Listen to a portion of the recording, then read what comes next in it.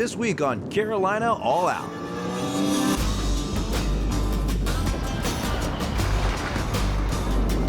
That gobbler gobbled his head off.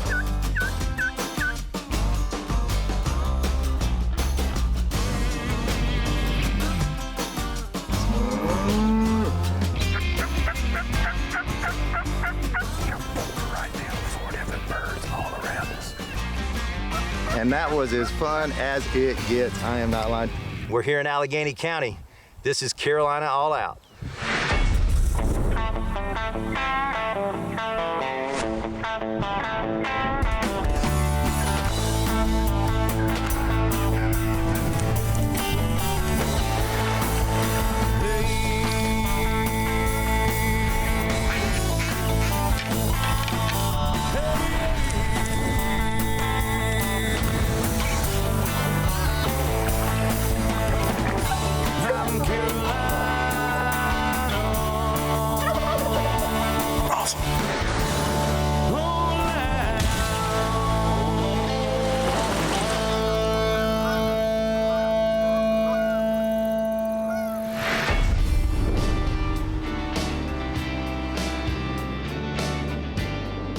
The Roanoke boasts one of the largest intact hardwoods bottomlands on the East Coast.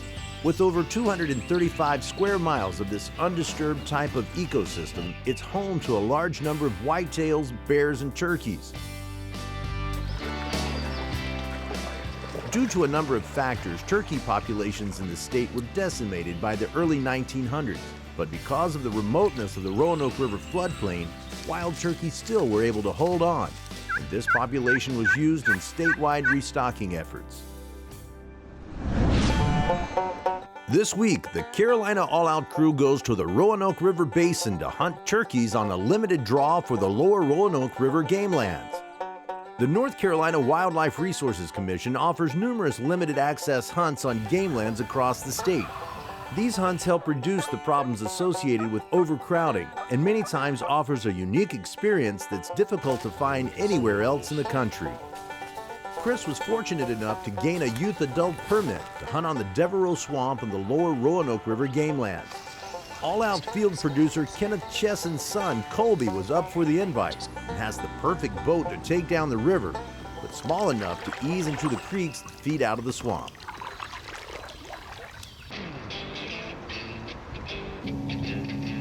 So we got up with a friend of ours, Troy Rayner. Troy has been a great friend of ours for a number of years, and Troy has a War Eagle boat that's really cool that he uses on the river all the time on the Roanoke there.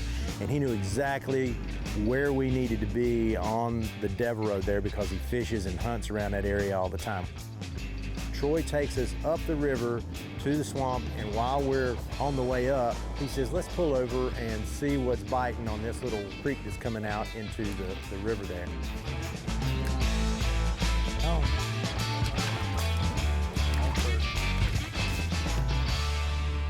This is what is so great about hunting and fishing around the Roanoke. You can do a cast and blast like we're doing here today, and we're having a lot of fun. Look at another rockfish. Oh, ooh, boy, he's hammered that one. Boy, that's pretty now. I'm telling you what, look at here.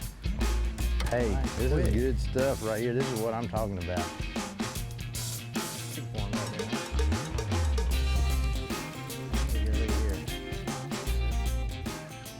Well, Troy, I think we probably better think about getting down there to finding if that turkey's gonna gobble for us, because that would be a...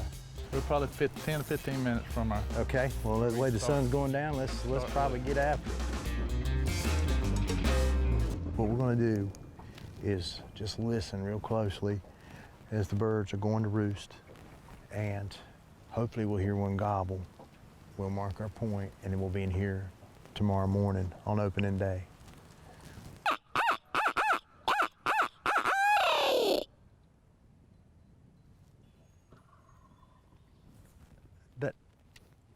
I heard a turkey. I heard a turkey. Where we were talking about going. I heard a turkey right there. Well, we're going to pack it up, kind of ease up the river, and get back to the boat ramp so we can get a little bite to eat, get set in for the night, and And y'all got fish to clean. And we got fish to clean, so yeah, I got lots of work to do. Don't go away. There's more Carolina All Out All right, coming we'll up. do it. Carolina All Out is brought to you by the North Carolina Wildlife Resources Commission. Go hunt, go fish, go wild. Carolina Cooker Cast Iron Cookware, a tradition born in the South. XGO, those who know wear XGO. Montgomery Community College, educating since 1967. Browning, the best there is. New Sports Shop, we've got the gear. And by Farms and Land Realty. Selling land is what we do. Don't go away, there's more Carolina All Out coming up.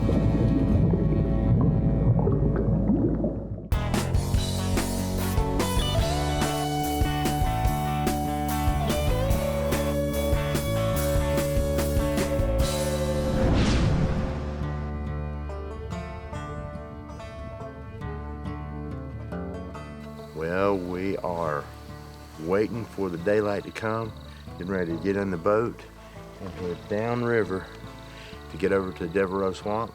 Cole, are you ready? Yes, sir. He says he's ready. I think I am. It's early. We got up at like 3:30 this morning to get here to the boat ramp. Had the boat ramp to ourselves, but we're gonna load up and see if we can hear one this morning and go set up on them. I'm ready, man. I am so ready. We pushed across the river and just held up right there on the river. Heard that fateful owl fire up, gobbler gobbled.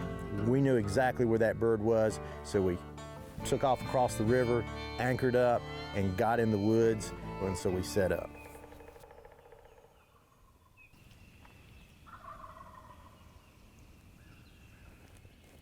We knew that there was something that was holding them back, because there should have been no reason for them not to have come in at that point, the way they were talking back to us. So we just had to let, as the morning progressed, we had to let them go off kind of parallel to the river, and we had to make another game plan. That gobbler gobbled his head off, and all of us guys are getting ready to make a move. Now, he went this way, and then he went that way. But he had a couple of hens with him. So we're gonna go to the river and put another strategy.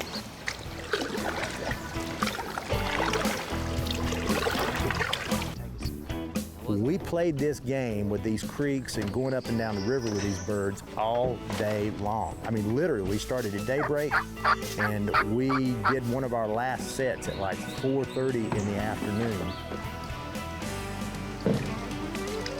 There's a bunch of birds right here. We came up a creek just now. And right up ahead of this thing is a bunch of birds. I mean, it sounds like at least 4 gobblers. So we're gonna get on, try to get in there and figure out what's going on in that center.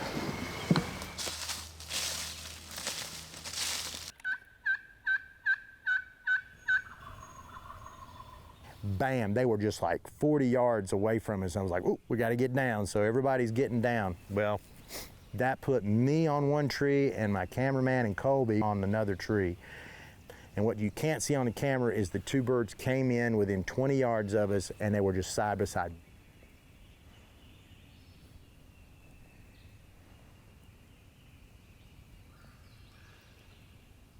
They were already too far past my swing, so now I can't do anything with the birds. He's got them on camera. So it was just one of those things that you have on television, on video, where the cameraman and the hunter just can't get it together. So we went from daybreak to 4:30 in the afternoon, no bird. Close, but no cigar. So we had to walk away from the Roanoke game lands with an awesome experience on the river, hunting out of a boat, but we weren't able to close the deal, so we had another place to go, and that was west. After several unsuccessful hunts around home, the crew loads up and heads west to Alleghany County and the Blue Ridge Mountains of North Carolina to meet up with Nathan Cox and the Old River Outfitter apparel team. Nathan actually is a North Carolina Wildlife Resources Commission field officer. He's an officer, he's a game warden. And so he came and met us, and he had been telling us about the awesome opportunities for hunting turkeys in the mountains. And look, we love hunting turkeys wherever we are, but the mountains just sounded like the place to be. Don't go away. There's more Carolina All Out coming up.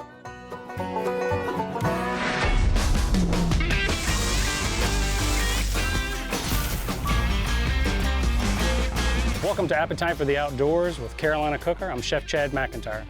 Today we're going to do something a little different from a turkey dish that you guys are normally used to. We're going to do almost a Greek take on this. It's turkey and orzo with a little bit of feta cheese. The great thing about this dish is it's a one-pot wonder. Everything in, everything out. So we're going to be working with the turkey breast today. What we've taken is one large turkey breast that's been cleaned, and we've actually cubed it up into about 1-inch squares. So we've got our Carolina cookware enamel pot. We got a little bit of oil in here, and we're going to add our seasoned turkey in, and we're going to brown it. Once it's been browned, we're actually going to pull it back out of the pot, and we'll add the rest of our ingredients into the dish. So what we're using today in this dish is we've got minced garlic, diced onion, sliced red bell peppers, diced tomatoes, we've got tomato paste, sliced zucchini, some dried oregano, about 2 cups of orzo, chicken stock, and some fresh cherry tomatoes. Been about 25 minutes. Oh, it's absolutely gorgeous. Everything nice and saucy. The orzo is cooked up perfectly. Nice soft cherry tomatoes.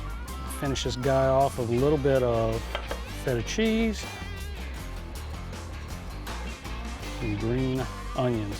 It's a great way to do a different take on turkey that's hearty and filling, and it'll pretty much make everybody happy.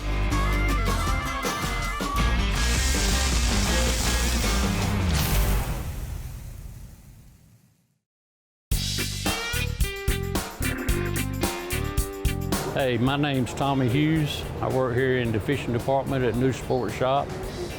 I get the question quite often about what type of knot to use for different types of line, and I'm going to demonstrate to you how to tie the Palomar knot, which seems to be very effective for any type of line.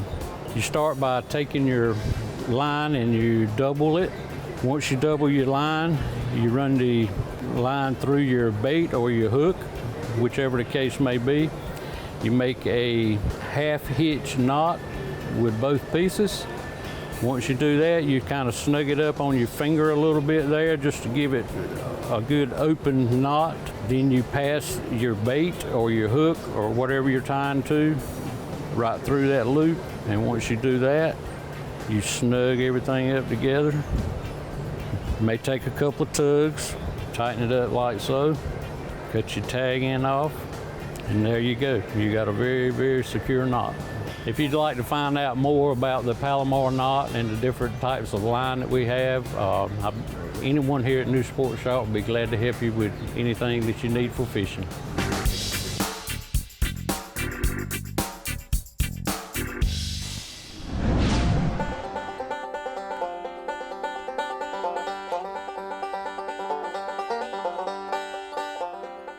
So as the sun's coming up, we are catching this bird and this bird sounding off down here. And Nathan goes, I know where that bird is right there. I know we can get to him. Let's go. So we pile in the truck and we head down to the bottom and we race around a couple of roads. We park at this old farmhouse and we haul it as hard as we can right up a mountain.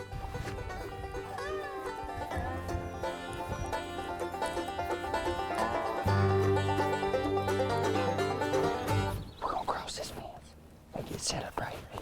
They're just roosted right below us.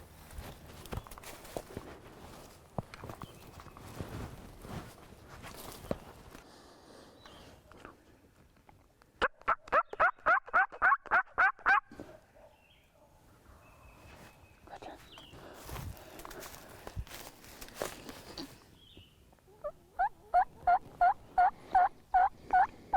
We've talked about birds hanging up, but you just don't know sometimes what way a bird's going to go. Well, a turkey's going to do what a turkey's going to do, right? So what does he do? He flies down on the other side of the fence and comes in from behind us.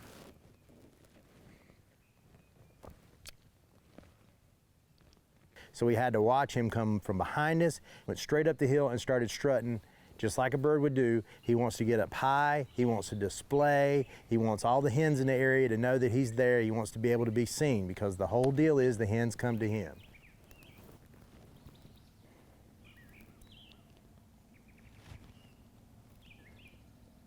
Hens started moving toward him, and eventually he went off the hill down to another place that he would probably like to go at any given time. We had to sit there and wait for him to get over the hill so we could move.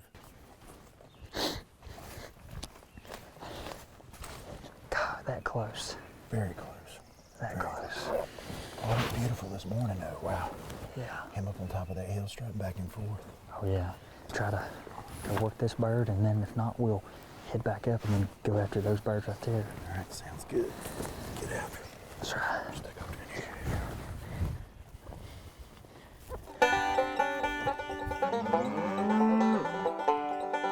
Glad to see that. In our haste to get to the top of the hill, somebody forgot to close the gate. I'm not naming any names. It was a cameraman. But somebody forgot to close the gate, and we ended up with cows out. Woo, cow. Ease up, Nathan. Nathan. Now, if anybody is ever watching this show who's ever dealt with cows knows that they can be very, very hard-headed.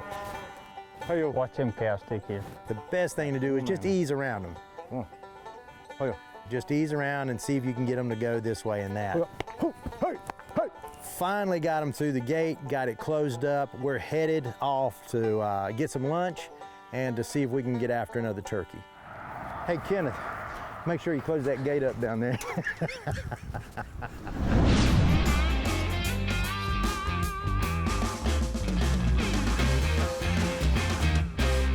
A little bit later, Robbie Todd, a good friend and another one of the pro staffers there at the Old River Outfitters apparel group, he came up to pick us up to go to lunch. We look up on top of the mountain in a pasture up there, and there he is in full display with his hen. So we're like, okay, we might be able to make this happen here.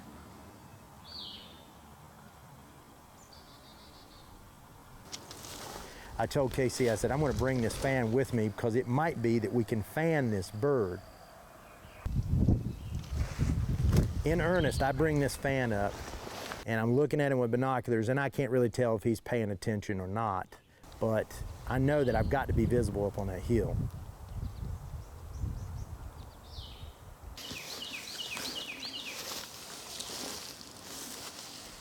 So I start making my way down, crawling. One, I got the Browning A5, I got that Neo sight on there, I'm making sure I'm not knocking anything off, everything's staying clear, and I've got this fan in front of me. So it's a very tedious process.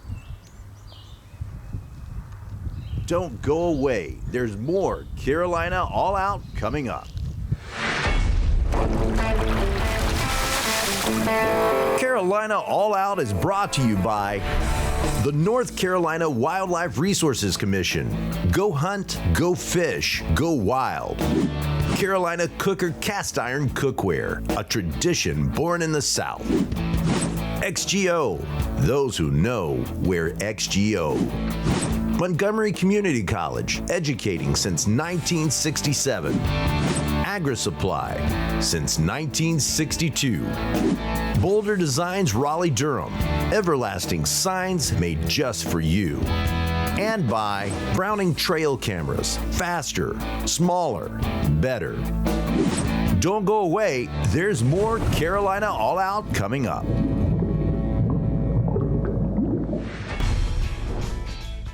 Old River Outfitter crew member Robbie Todd has helped Chris find a big gobbler on a high pasture.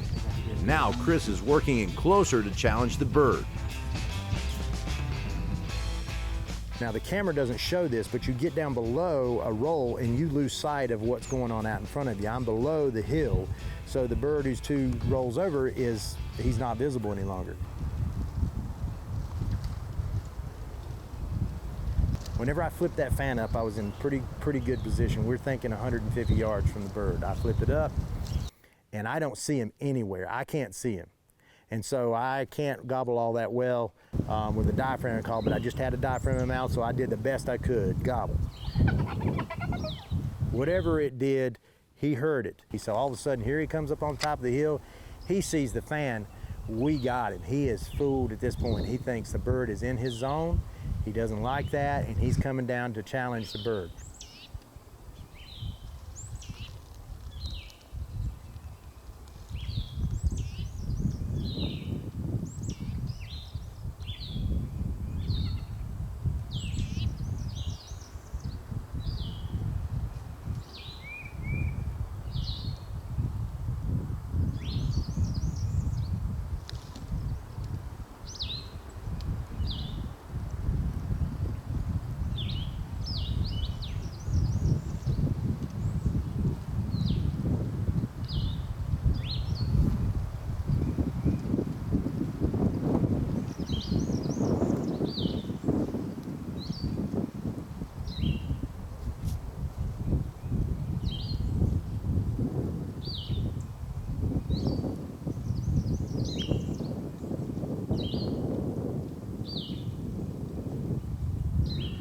When he disappears behind that hill, at the bottom of that hill, he's probably less than 50 yards. He's probably 40 yards from me. I can hear him drumming down there. Got the gun up, I'm in position, I'm waiting. I can't see the bird. And finally, of all places, he comes up to my right, and so that forced me to have to swing.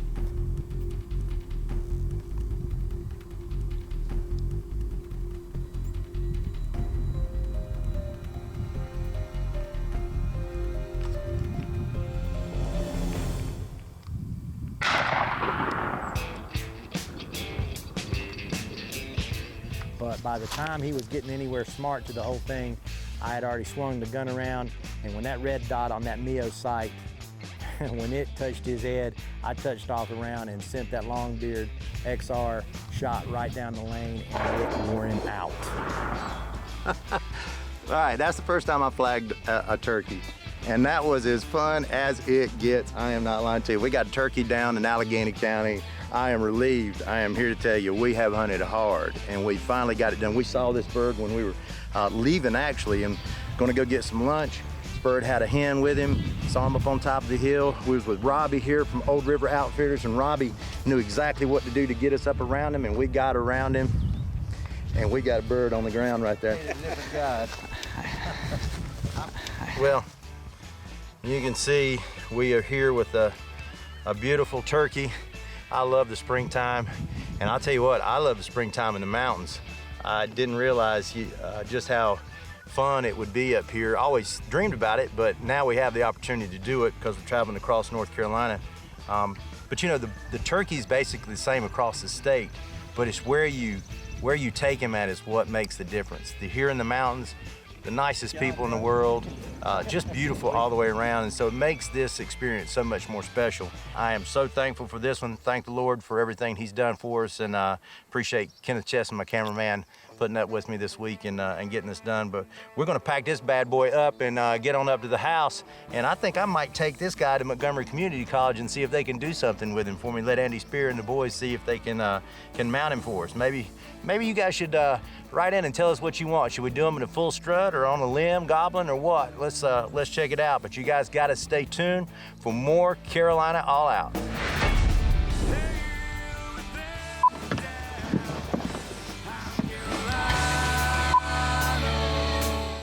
If I could stay out of the daggum, oh, come on. Fanning for Alleghany, fanning for Alleghany Toms. It's gonna take me a while. Awesome.